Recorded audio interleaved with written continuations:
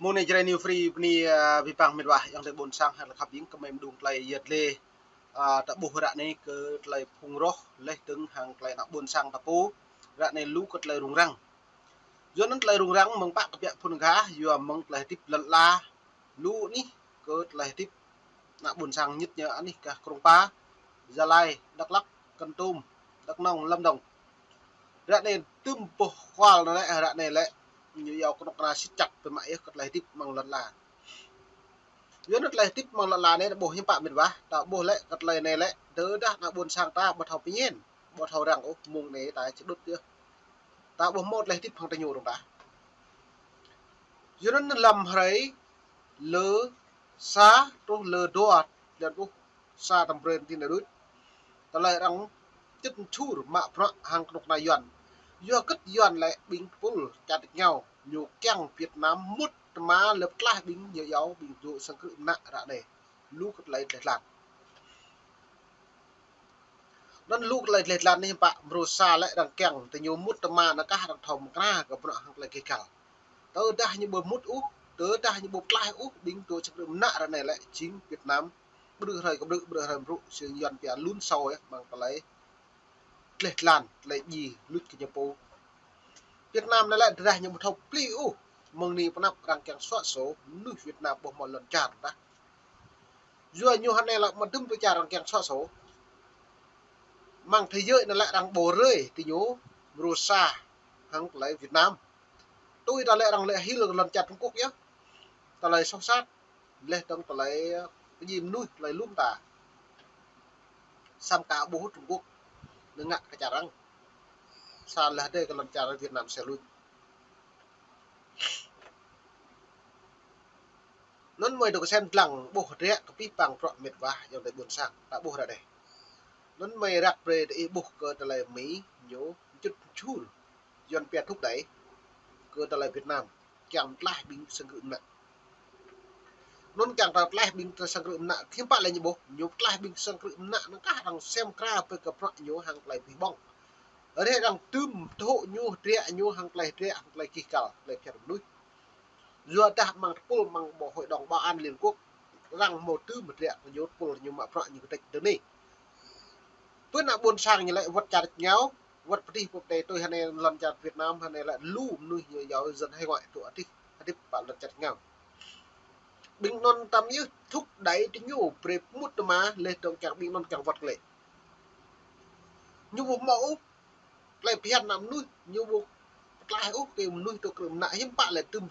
bộ cũng nuôi Việt Nam tụi nuôi hay ngoại đấy hiếm bạn học vì bằng này đây hiếm bạn lại thầu một mà này đây còn lại xịn lẻ lại giờ nó tạo bộ hội để rất lệch lạc nhé cộng đồng nạn cộng sản Việt Nam mang non lẽ tôi ý bút lần chào Việt Nam hàng lần chào tạch ngao nhu lại tua mong này nhu màu lại phiền nhiều phi bằng là chào bơi không phi bằng chào được nhá tôi như người Việt hay ngoại tôi chặt nhau nhu đấy nhá không thúc đẩy nhu đấy nhá tôi nhu lần chào một nạn cộng sản Việt Nam để tôi phi bằng để đi tiền từ đang cộng sản Việt Nam nó lại nhiều bột lưu lên từ bơm nước dân hay ngoại nó bay như từ nguồn gốc là bạc nhau bay cái nào giống như nhiều xây dựng Trung Quốc bên đây xây dựng nước Mỹ do đến phương hướng hay này là Mỹ nhiều lại nhiều giáo luật như công bằng như bình đẳng luật như nó hạt hiện này là công sản nhưng mà thao cứ cứng đầu có lấy công đáng như đấy có đáng có tai như vậy buổi do nó đạo bộ này lại bình nhua này lại có nó từ đây như bố mẹ tôi chính đáng công sản để đang dập tắt ta biết bây giờ đang dập tắt đáng có đang dập tắt người Việt trong nước bộ prince thì bộ một lấy cái cào nào do nó này lấy cái lệ bọn nó này mong chặt nhau được lệ lần chặt Việt Nam nhiều không động thuế cao mà nó nên bình nào buồn sang nhà po như rung anh tắm rồi đây đỡ đặc Mỹ như đề ra luật như bạn đề ra luật cỡ trở lại bình đẳng này Việt Nam như một có hội mang non căn mò tài trợ nhà nước quốc tế căn tài trợ là mất về pháp lý tài trợ về quyền năng tài trợ về sinh học tài trợ về vũ khí bom mẫu vừa là thôn plan là đúng rằng mà đồ Trung Quốc là Việt Nam như vậy như vậy lần chặt Việt Nam thương mại cho là trầm là rẻ cũng là như luôn đi Trung Quốc nhé do nên có hội hay này buộc tôi ta hằng Việt Nam bu máu dòng tê thì nhổ đương đã lao Trung Quốc chẳng yêu mà ấy giảm mà đường tê do dòng tê là đã buộc đuôi nút pharo đường ít thâu lại tôi toàn tôi xem đường đi Trung Quốc chúng ta mới càng yêu nơi một nhà đầy gà đã càng sung là nó có nào phù đâu xăm ấy dạ vậy mà đã buộc mạng hào trầm cái nắm của Trung Quốc bây giờ nó nên cơ hội công sản hay này vật tự bình dần hay ngoại hay này là tụ hay là phải nhô rung anh ta mới cật lại này buộc như thúc đẩy Mỹ lên tầng mạng rõ không Mỹ mà chẳng dù nào học rõ là dân chủ với nhân quyền này cho nên mình vào mày rắc cái bịa cật lại rẻ này lại buộc mày gọi về buộc nó như là mày rắc là doan Mỹ thúc đẩy Mỹ hồi thúc Việt Nam phong thích các tù nhân lương tâm và nới lỏng các hạn chế đối với xã hội dân sự trong một cuộc đối thoại về nhân quyền thường niên ở Washington. Bộ Ngoại giao Mỹ cho biết cuộc đối thoại diễn ra trong 2 ngày, ngày 1 và ngày 2 tháng 11 vừa qua, có sự tham dự của 2 đoàn Việt Nam dẫn đầu như lễ bởi ông Phạm Hải Anh, vụ tổ chức quốc tế Bộ Ngoại giao Việt Nam. Nó là màu thua bung Việt Nam thì cứ cợt lại phải đoàn để nhiều lại trao đổi vấn đề như giáo nhân quyền để thúc đẩy chẳng hối thúc Việt Nam chẳng thả tù nhân lương tâm lần tua rồi ngày mùng 1 là ngày 12 tháng 11 năm tiền. Nó như lệ này cuộc đối thoại đề cập đến nhiều vấn đề liên quan đến nhân quyền và quyền lao động, bao gồm sự tôn trọng quyền tự do ngôn luận và tự do lập hội, tự do tôn giáo hay tín ngưỡng, pháp quyền và cải cách pháp luật, quản trị lĩnh vực an ninh và quyền của các thành viên thuộc nhóm dân số chịu thiệt thòi. Nón tờ lệ vi phạm pro chịu thiệt thòi như vậy. Phát ngôn viên Bộ Ngoại giao Mỹ cho biết trong một thông cáo, Thứ trưởng Ngoại giao Mỹ đặc trách về an ninh, dân sự, dân chủ và nhân quyền trong phát biểu khai mạc cuộc đối thoại kêu gọi Việt Nam trả tự do cho các tù nhân lương tâm như nhà báo, nhiều tù tự giam cầm này lại độc lập Phạm Đoàn Trang, người đang chịu án tù 9 năm về tội tuyên truyền trong phái nhà nước như vậy. Nón tờ này lại vô kích lệ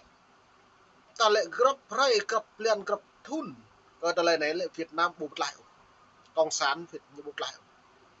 vô kích như buộc lại lại nhiều men lại công sản nó lại nhiều ta nhiều lại lại như lại có thể bị nền tạm như thâu pít bằng là sỏi buộc như bây giờ xăm như giữ nhưng mà thấu nó hại thành nhiều phủ rạ này bây giờ Mỹ bây giờ Pháp có trọng thì nhiều chinh trong nội bộ thì nhiều lên trong nặng buồn xăng nhiều phủ trọng nhiều phủ đấy bởi thậm chí nhiều phái đoàn cộng sản Việt Nam nhiều nào tại Hoa Kỳ đi nặng buồn sang nhiều bộ tiếp cần út thì nhiều thậm chí xua đuổi thì nhiều cái bộ mà chơi mang xua đuổi buộc chẳng tự đáng đọc tài như vậy rồi nó đại nhiều bộ ngạn là những bộ tôi cướp úp mà biết bằng hạt rẹ như yếu học định kỳ này lại có thể Việt Nam như giàu sập lúc nào cả một cuộc lời thầu sẽ heo bom hiện giờ đó hắn này kẻ thù như lù của mắt bây giờ kẻ thù thì người trai đã bố bà đã hầm mong bà đã bần nông bà đã ta lệ bính không mày không ô kẻ thù như bố sẵn nội như bố rồi này ngạ là nhiều thậm chí bình luận đã mừng đi nạp nhiều pre cơ hội thì nhiều làm tốt của họ nếu là mềm dẻo xuôi lại nếu hàng lấy lý luận nếu mà lấy chiến lược như lại nhưng bạn đối thoại nhân quyền bầu máu tác dụng đối với Đảng Cộng sản Việt Nam nó nên nhất như hai ngoại rung ai tâm hủy cái đại đây bạn trong cuộc sống lại xin bạn đình hàng ngoại bầu máu lật là được đâu tin là như càng nào môn Trung Quốc là như dập tắt tầm người dân Việt Nam, người kinh Việt Nam, người dân Việt Nam thành nô lệ của Trung Quốc. Tôi cái Trung Quốc mà cái Tập Cận Bình như lệ lời ấy, Việt Nam như ở Bắc Kinh thứ hai, dưa cất như kháng định như Bắc Kinh thứ hai, một thâu lên liên miên thằng này, một mốc lê tướng Hoàng Sa, lê tướng đường lấy bò, bị bằng nhiều một bịt bị bằng cái này. Tạo một điểm nạp trưng mà mong lên Lào Cai mà từ Trung Quốc đến Việt Nam, mà mong lên cao tốc mong Trung Quốc thì xăm như rùa để rèm Việt được quá như lại nhung cà phê Việt Nam 3 giờ nhung cà phê ở Trung Quốc cái buổi chỉ một ngày thôi một lễ liền cao tốc như này dân đã xem lăng lại rung răng trong nàng sản Việt Nam không lại này lại đại những bộ tôi cứ út lại phiền Liên Hợp Quốc bộ tôi cứ út lại phiền cả đã buổi sáng như là có thể nhớ rung mông này trước làm cha như này bộ màu bộ lấy chú ý cứ thì nhớ có cả bữa lễ này chơi màu liên quan thật nhớ do đừng đã là Trung Quốc nhất thảo tạm một lần làm cho Trung Quốc lại bây giờ lên một mẫu đừng đã là tè nục lau trên ấy thao bình ngẹp pro đừng ấy thao ấy bình thường của mi đi đa độ là đồ tiếp đừng đi lau như lư dưa phao hiểm bạ đằng càng tay nhà cái dùng plạt đâu bố mò dòng thể bố mệt vàความtuần ta là bố cột nó đấy mồ nó nào và mi pi phẳng lui phao nó còn web chưa nó đi pi phẳng mệt và là thì buồn sang khắp yên chơi new free gặp thêm mồm đùng play này đi các bạn đi bye bye